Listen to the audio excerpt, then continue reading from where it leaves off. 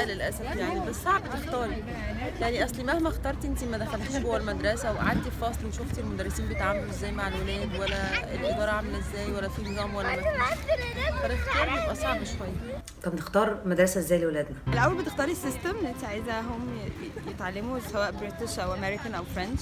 في سيستمز مختلفه على حسب انتوا عايزين تدخلوا ولادكم ايه.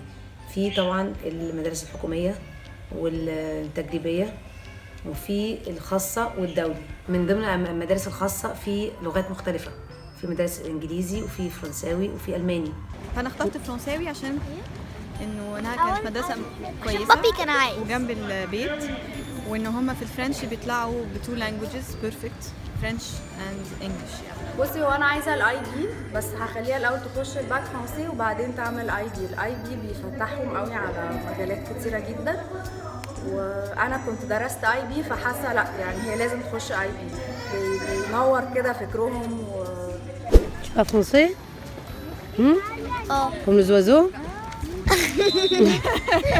الحكوميه والتجريبيه زي بعض شويه، والخاصه والدولي المدارس الدوليه برضه ممكن تقول قريبه من بعض. فلازم كده تقعدي مع الاب والام يقعدوا ويفكروا هم عاوزين يدخلوا عيالهم مدرسه عامله ازاي، مدرسه لغات، مدرسه دينيه، مدرسه دوليه، ويشوفوا الميزانيه بتاعتهم ايه اللي هتقدر تخليهم يكملوا دفع المدرسه دي لمده 15 سنه. اكتر حاجه يعني بتفرق في الفرق بين الاثنين هو السعر.